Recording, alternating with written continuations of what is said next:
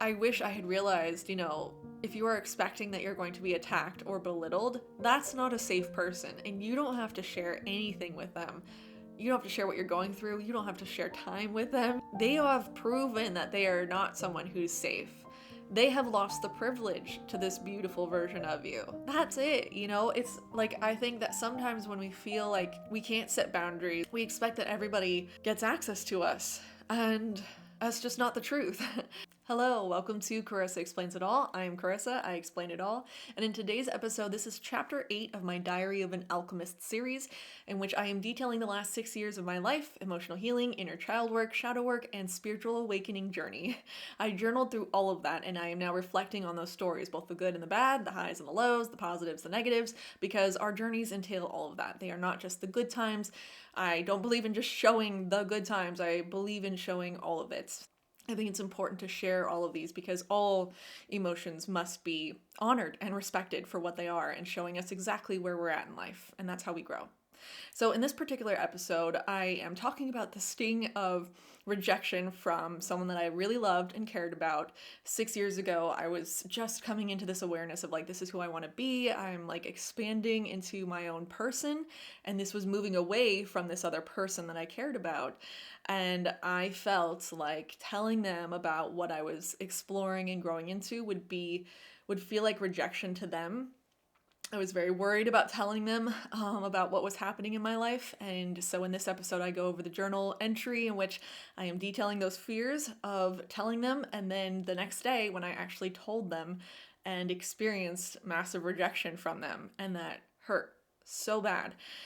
So this particular episode, it's not for the faint of heart. It's not super lighthearted, but it needs to be told. This episode might be for you if you have struggled with telling people that you care about, that you're close to, about certain aspects of yourself, whatever that has to do with. But you tend to filter your words and your thoughts and the way that you act around certain people because you're scared of them pushing you away, of not accepting this part of yourself. I just feel like that's a very painful thing that many of us deal with. I will put out a warning that this is not like a lighthearted episode. So if you are not in a space where you can hear this part of my story right now, definitely bookmark this page and come back later when you do have the energy and the space to hear something that, this isn't like the happiest episode. It doesn't end on a good note really, but it's part of my journey. And if you've struggled with it before, it might help to know and hear about someone else's experience who has gone through this. So on that sour note, without further ado, this part of my story takes place February 1st of 2019. I was journaling and was nervous about talking to this person that I was going to meet the following day. And I wrote that I was afraid that my new understandings that I was coming to about spirituality, about myself, I was afraid of them getting attacked, washed away, belittled, or disturbed. That's a pretty severe expectation that that's what's going to happen to me in the future. And what I would advise myself now, like me advising her back then 6 years ago, I would be like, if you're expecting that this person's going to attack you or belittle you, that's probably not the best person to be meeting with right now. I wish I had realized, it's one thing to be nervous about telling people that you feel safe around about this new stuff because you're just nervous. It's a new way of people perceiving you. But if you are expecting that you're going to be attacked or belittled, that's not a safe person, and you don't have to share anything with them. I think that sometimes when we feel like we can't set boundaries, we expect that everybody gets access to us. That's just not the truth. Also, the situation was like, I didn't really want to hang out with this person because I felt so like, I'm not really sure what I'm experiencing, and I felt peace about not knowing exactly what was happening and not having all the explanations because I was just exploring. And so this person, they wanted to come see me at my place of work. At the time I worked in this customer service / medical field. And so this person was coming to see me to get something, from my place of work. And so it was just kind of expected that afterwards we'd go to lunch and catch up. Now I know I can set boundaries and I can say, no, I don't want to interact. No, you can't come to my place of work. No, I don't want to have lunch with you, especially if I was expecting that this person would attack me or belittle me because of what I was going through. At that time, I just felt like I was so enmeshed with this person that I didn't really even consider that I had a choice. I didn't have the words to say this, but now this is how I would describe him. That person's identity was so wrapped up in being logical and rational, that I felt like me telling about how I'd grown away from that would make that person feel like I was invalidating who they were as a person. And I feel like that's just a sign of how enmeshed we were, because me being me should not make someone else feel invalidated about who they are by, like, we all have insecurities, but like the proximity of, if you're close to someone and you're letting that who they are make you feel insecure about who you are, there's an imbalance there, because that confidence of who you are should come from within, not from in comparison to other people. So I feel like here I was taking on the pain and worrying about this person feeling invalidated, when like I was like the precious one that needed to be protected and reassured that it's okay and you can become your own person, and it doesn't like, if this person feels like it invalidates them, that's kind of their problem, like, to not to be mean, but it kind of is, then they need to deal with that insecurity and find where their confidence comes from within, not from taking it from me or me being my own person taking it from them. Like, there's a bigger problem at large there that I couldn't really understand, because I didn't feel empowered to be that version of myself yet. So I said I was going to remain open, honest, and receptive and hope for the best possible outcome, which I think would be to inspire this person to take an emotional healing journey. I was so naive back then. I love myself. I love myself for that, because that naive part of me still gives me more optimism and hope, I think, than the average person. So I love and treasure that aspect of me. But unfortunately, because I had such naivety, I had this beautiful aspiration that I will be able to shift and change this person. And that was not going to be that case in that interaction. So, and I say that because if you are also a hopeful, optimistic, idealistic, person, I just want to encourage you that just because you may sometimes come across as naive to other people, you are the very person that is capable of being a visionary to shift the world into a different state of being, into believing that. And we so desperately need people to believe in it being a different way. But realize too that this world, I hate even saying this, but it is kind of hardened. And so you do have to go through the process of not hardening yourself, but learning the skills to maintain confidence in yourself and getting a balanced perspective of your own optimistic view and the view that is realistic that everybody else has. The shared common collective reality that everyone's in. You've got to be able to balance both, to acknowledge that and understand where people are coming from, and also never lose the strength of character that comes from maintaining a positive focus no matter what. You've got to do both, and it's unfair, but that's what it takes to be someone that has that naive, almost optimistic point of view, and to be strong and to be a voice that's going to shift things in this world. And so I say all this because it's important to acknowledge that I very naively thought that back then, but that being naive does not mean that I was wrong to be naive. I think I still am pretty naive as far, I think, here's the thing, I don't think I am naive. I think that other people would think that I am naive because of my point of view, but I have done so much effing work to bring into balance what actually is the collective reality versus what I want to have happen in this world, and I trust and go towards my vision of what I want to have happen while acknowledging that's not what everyone else believes. And so what? I'm going to shift things and do the best that I can to do that. And I feel like that's a worthwhile pursuit. So I just want to encourage you, if you've felt naive, if you feel like other people think that you are naive, it's okay to feel like that. And that doesn't mean that you're wrong. And that means that you might have these hardships where you are naive and you get into these situations and naively believe that people were going to respond better than they actually did, and they didn't. But don't lose sight of that value of having that optimism and that idealism. But know that you also have to bring it in balance. Okay, so let's get into the next day. February 2nd, 2019, the big day where I'm about to meet with this person first at my place of work. So here I was in my domain, right? This is like my house. This is where I live 40, 50, 60 hours a week, but this is my domain. And here comes this person who I'm expecting is going to attack and belittle me. And they're going to come into my place where I'm normally feeling control, and now they're making me feel out of control in the place where I feel in the most control. And it was absolutely anxiety driven nervousness that day. And I remember walking into this place of work, and this person that I really care about, I have this like poster of pictures in front of me, and this person's actually on this poster. So I just looked at this person, and I care about this person so much, and I snapped at her that day because I couldn't focus on what she was saying and also be paying attention to how nervous I was. I was just in the worst state possible, and it really, really sucked. And that's like another way to know, like, you don't have to let this person into your life. Like, boundaries, like if this person was already making me feel this anxious and I hadn't even met up with them yet, then they're probably not a safe person for me to be around, at least at that point in time. But anyways, I was waiting for them. They came in. It was terrible. I knew that they hadn't eaten because they were hangry, and that was triggering, and they were snapping, and I could tell that they felt insecure, and so they're trying to feel secure by making these like snide little jokes and digs, and every bit of it just continuously made me feel more and more uncomfortable, and it was just so not fair. And I was like, this is my place where I get to be in control and feel safe, and this person's making me feel very, very unsafe. It was a really messed up situation.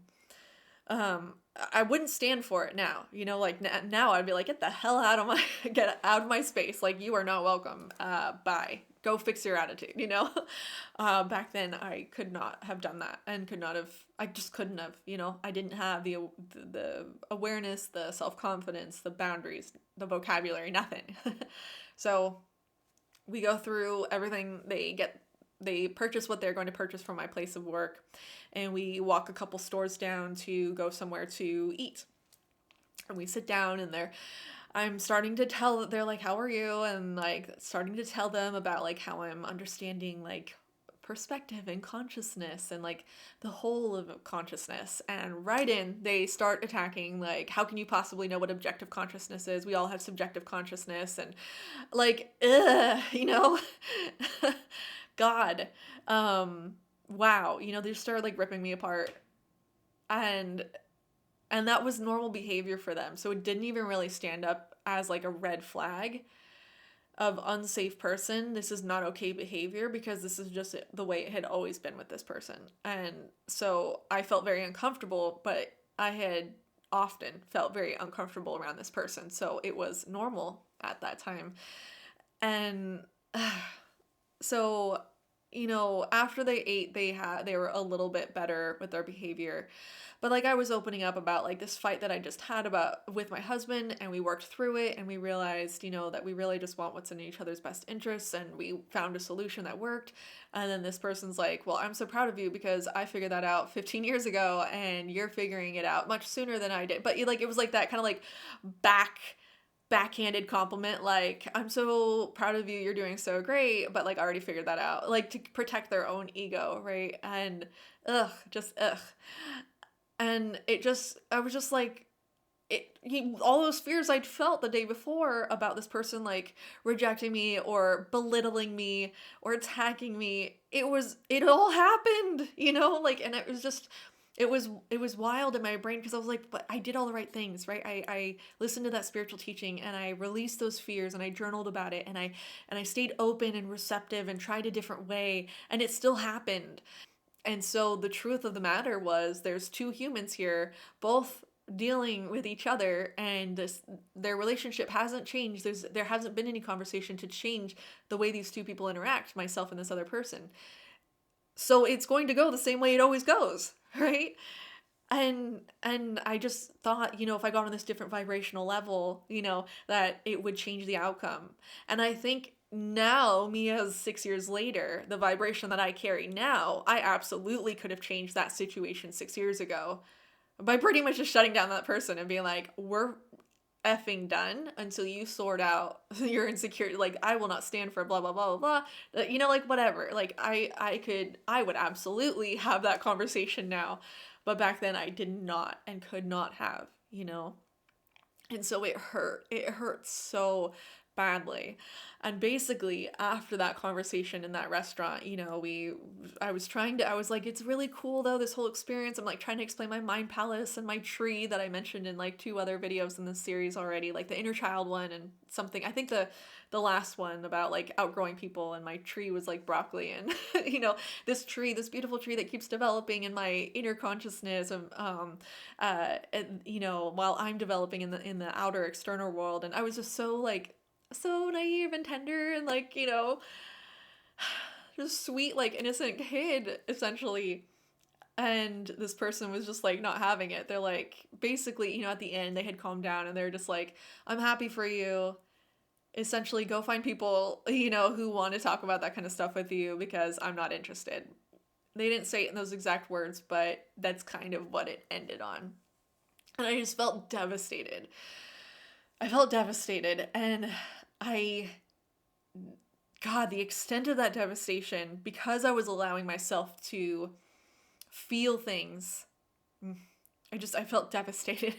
So it was basically all I could do to like wave them goodbye, get to my own car. I don't remember if I thought about it on the way home or if I tried to distract myself, but I do remember so clearly getting home. And something beautiful and also like the worst thing possible happened at the same time. The utter rejection and devastation that she felt. And also, I'm just so grateful for that moment, not in a freaking cheesy spiritual way, like, I'm so happy for that moment. But like, had that moment not happened, I would not have cracked open to find the strength of who I really am without this person. It was the beginning of unraveling this deep enmeshment with this person and a reclaiming of my own power. Had to go fix my face. Looking back, this needed to happen. It needed to happen for me to grow into the strong person that I am. Imagine it like a butterfly, a caterpillar who's gone into its cocoon. That cocoon at some point needs to crack and break open so that the butterfly can be released, right? And so I'd been living in this comfortable, enmeshed, codependent cocoon, and in order to be the new version of myself, the butterfly that could break free and become all of me, the cocoon had to break open. And as uncomfortable and shitty as this felt, this sting of rejection and feeling deep sense of loss and disconnection from this person and that things can never go back to the way it was, it needed to happen, right? Okay, so I'm going to read through this next part. I remember it so clearly from memory, but I want to make sure that I say exactly those emotions that I was feeling because it was so vivid and crucial to my journey. So, and to, I think on a universal level, what we have to experience to let go, to finally let go of that which has been keeping us closed off from even ourselves. So I wrote, I got home from from this meeting with this person. I felt like I still had so much to work through, so many thoughts and feelings and all this. And I felt unsettled and I wasn't sure even how I felt. I didn't even have the words to start explaining this feeling that was growing inside of me. So I decided to make some juice. I remember I juiced greens and stuff like beets and celery, and so I made like a really like hearty, healthy juice with ice cubes, and I always sprinkled cinnamon on top. It's just so good. And I love having something ice cold in a hot shower. I just love that mixture and texture of energies. And I was deciding between whether the shower or the journal, because I wanted to journal all these feelings, but I felt like I just needed a shower even more than anything because I needed to let out that emotion. I didn't even feel like I could, like, writing these emotions on a page was too intellectual. I needed to let the energy that was within me. Remember, emotions are like energy in motion. I had to let that energy move through me to release it. Like, writing it was not going to be enough. And so in the shower, I finally cried. Long, deep sobs. Almost a mawing ache. Mawing, M-A-W-I-N-G, ache. You know those sobs where you're like, like those. Sorry if that sounds weird, but I had to illustrate, those kind of sobs. Those kind of sobs are just like, You have to like let it go. Yeah, I just felt this. I felt this aching, cracking open of a deep, dark pit inside of me that was just this void opening up, just opening, and this just flood of grief falling out of me, just clawing out, just falling out, just I could not let this grief stay within me anymore. My jaw opened so wide and I cried so deep. And as I connected with the depths of this emotion, I remember just getting caught in the emotion. I remember feeling this grief and feeling my body somatically going through this. And I remember my like mind turning on and being like, this is so interesting. I've never felt like this before. I've never seen and observed my body going through this before. It's so weird to feel both, right? You feel your body letting the emotion like ride out of you, and also your mind like in this little armchair like with like a cigar and a brandy glass being like, this is just so interesting. I've never seen myself go through this before. Like so weird. But like as I connected with the depths of this emotion, I reflected on why I felt this way. Sometimes we don't even know what we're feeling until we let it move through us, and then have that cigar and brandy version of ourselves sitting in the back of our mind being like, this is super curious. What is this that I'm feeling? Let's have a conversation. You kind of like have a conversation with the emotion itself.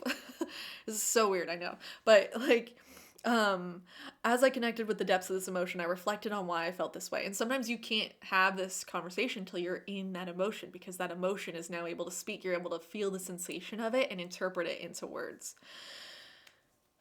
The reason why I felt this way, it wasn't for lack of approval, which is kind of what I thought might be the reason for why I was feeling this way. Like, oh, this person didn't approve of me, and that's why I'm feeling this way. And that wasn't it. And I knew it because that was not the taste like of the emotion that was coming up. And I wrote, it wasn't because I wanted so deeply for this person to go on this journey. That was like the what do you call it? Like the kind version of me that's like, I just want this person to go on the journey, and that's why I'm feeling this way. Like no BS. Get rid of your ego reasoning of why you really wanted this person to see you and hear you. It's not because you wanted better for them, right? Like that was the ego mask of me being like, it's for other people, the people pleasing aspect. And that felt like bullshit, so I let that go. And I was like, it wasn't because I needed them to believe me either. It's not like I needed the validation of that this person's like, oh, I see what you're going through and it is true and I believe it too. That wasn't it either. I felt like this person acknowledged my reality and that they were fine enough saying, that's a nice reality you have, but I'll keep my own and we can be separate. By this person not trying to understand my point of view and my reality, all of a sudden I started being able to see all of my relationships, started seeing everyone, and I listed like family and friends, these different people. I could see everyone's own personal realities and that they were all separate from each other and from me. Or they perceive them as separate when I know it's all one consciousness.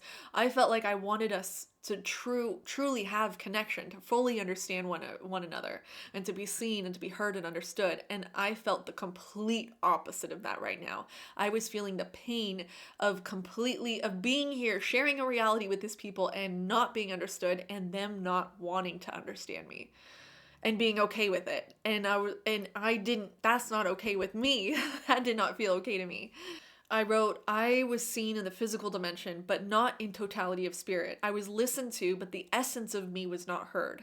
This person filtered me to fit their own box and their own projection of me. And I felt like this person could only understand me as one can understand the real place when only looking at the painting of it. So I felt like this person was understanding me in the way that you look at a painting and you're like, oh, I get that that's a painting of the ocean. That must be what the ocean's like. But in reality, the ocean is very different than a painting of the ocean. And I felt like I am the actual ocean, and this person is looking at me like I'm the painting, like they are seeing the painting of the ocean, and that's all that they can understand of me. They cannot understand the full totality of me. I wrote, and while I had a desire to connect and be connected to, I felt no such desire from this person towards me. This person was content to be separate. That absolute feeling of lack of understanding and connection when it is so desired was so heartbreaking. I was finally seeing the reality of the fact that I had maintained this relationship. I had continued to interact with this person, and I so desperately wanted them to see and understand me and be connected with them that I continued to offer myself to get the weak little physical moments of connection. But what I really, really wanted was to be understood by this person, and I had not felt this way with them. And I was seeing the full reality of that. No delusions, no illusions, no filter, no me making excuses for this person. I was seeing it clearly and finally dealing with the pain of this, of what I wanted so desperately and wasn't getting. And it had always been this way. And I had chosen to not see it as bad as that, or see it as objectively, to understand what was really happening, and that I had been deluding myself for years and years because the pain of it was too great. As my crying died down in the shower, I was left with a feeling of being empty of emotion. Just feeling like totally empty. Like all that emotion that had been building was now gone. It had dissipated. It was no longer inside of me. There's an emptiness that follows. An emptiness like that doesn't feel bad. It just feels like it feels like the exhale. It feels like the relief of exhale, of like,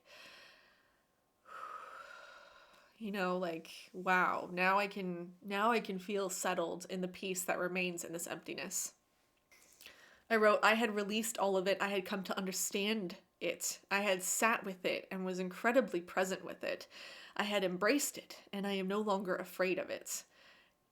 This moment was so crucial in my journey because it taught me that no matter how uncomfortable and painful and terrible and frightening my feelings feel, I have felt the worst of it. And 6 years later, I acknowledge that was the worst pain I have ever felt. Just the extent of it, right? That particular situation might not feel like maybe you resonate with it, but you're like, really? That was the worst pain? The depth of the emotion of pain that situation allowed me to reach, that depth of it, not necessarily the cause of it, but the depth of that emotion and the intense emotion of separation and feeling this whole time I've been trying to get love, and I had deluded myself into accepting less than what I was deserving of.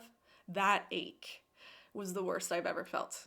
I've felt some pretty bad stuff since then, but I feel like that ache even hurt more because I didn't know how to deal with it either. And I didn't have self-love enough to fill that void at that time. And the times that I felt that have been bad since then, I gained more and more practices of self-love and new thoughts and new beliefs and new ways of self-soothing and a formula to move through this process. And so back then it's like a baby not knowing how to soothe itself and feeling the raw emotion of separation between the people that it wants to be loved by and that they are not loving in return. They are not unconditionally loving in return. And I truly believe that that's at the heart of all of us, is whatever pain of separation we experienced at the youngest age, and it just keeps repeating over and over again through multiple areas of our life. And so I really believe that that event wasn't necessarily like the worst thing that could ever happen to a person, but the emotion, the depths of emotion that it triggered was that worst pain of separation. And so I'm so grateful for that experience because, like I said, the caterpillar in the cocoon breaking open, had that moment not happened, had I not realized the depths of I've been looking for love in all the wrong places, as cliche as that sounds, but realizing that love has to start with me, unfortunately, to heal, and then to find the people who desire to love me in kind as I love them, that would be a journey. I could not have started even on that journey until I had this moment, because it made me realize that I don't want codependent connections. I don't want to people please and help everyone else feel understood just so that I can get a glimmer of connection, of feeling connected, and that I deserve so much more, as does everyone, as do you, like we all do deserve so much better. Had I not hit that rock bottom, I would have not understood the extent to which I was in such lack of it and felt dehydrated and starved of that deep, intimate love and connection. And I needed to feel that so that I could acknowledge it and like start from a place of truth and realize exactly what was going on so that I could then uncover all the ways in which I'd been limiting myself to be able to get that and to let go and to embody new ways and to find it and welcome it in, you know? So that's it. There isn't really a happy ending to that chapter except for the fact that I feel like this is the hero's call to action, you know? Like this is the Gandalf comes to Frodo or to Bilbo and says it is your time to go on the journey. This is that moment for me in my emotional healing, spirituality, inner child shadow work journey. And this is the point of no return of I have experienced the reality of what's going on beyond my delusions. Not that I would never have delusions again, but like I've seen the heart of it. I can never go back. Just like Neo, once you take the red pill, and this was my red pill moment, you can never go back. You can't not see it that way again. You can't go back into the Matrix. You have woken up. And I hadn't woken up from everything, and there were many layers to still unpeel, and there was many things to uncover, and there would be 6 more years of going through growth, continual growth. But once you realize how much you've been allowing relationships in your life to exist the way they are and settling for less than unconditional love, or what you do to get crumbs, you can't go back. Like there is a sense of seeing yourself so clearly that you know you can't go back to the old way. And so for that, this chapter in my life was beautiful, despite all the pain, you know, and I think that's why they say, you know, sometimes our most painful moments are the most beautiful. And the thing is, at that time, you don't have to feel that way. You know, don't bypass what you're feeling. If it feels shitty, it can feel shitty. You don't have to see the beauty in it. Not right away, anyways. Sometimes it takes time and perspective. And I look back now on it, and I would never want to feel that way again. But I recognize the beauty of it as part of my journey that had to happen.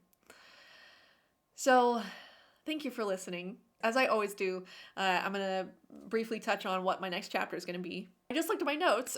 Exciting news. The next chapter is fun again. It's positive. It's going to be February 8th of 2019, and I had my Kundalini awakening. Ooh.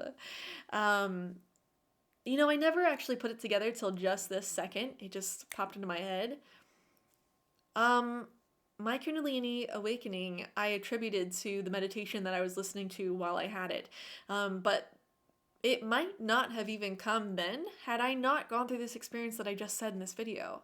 I just realized right now, me cracking open and seeing the reality of my pain so totally and completely and letting myself be with it, literally going into the void and into the darkest depths and cracking open, that might have released the energy that allowed me to then have the Kundalini awakening 6 days later.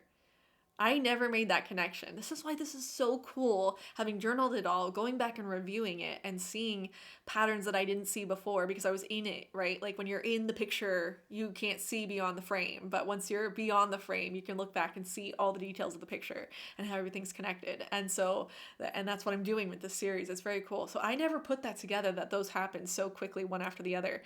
But I bet you that had something to do with it.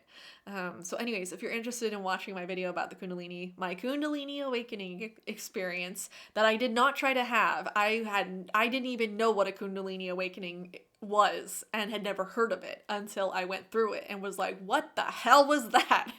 And then I started researching it. So if you're interested in listening to that experience, that will be my next video, and I'll make sure to post it here, you know, when I've got that up. But yeah, thank you so much for being here. I appreciate you holding space for me in this very difficult story, part of my story, you know. It's not for the faint of heart, and if you stayed and listened, thank you. Thank you for holding that space. You beautiful, beautiful person, you. Anyways, I hope you have a wonderful rest of your day, and I will see you in the next video. Bye.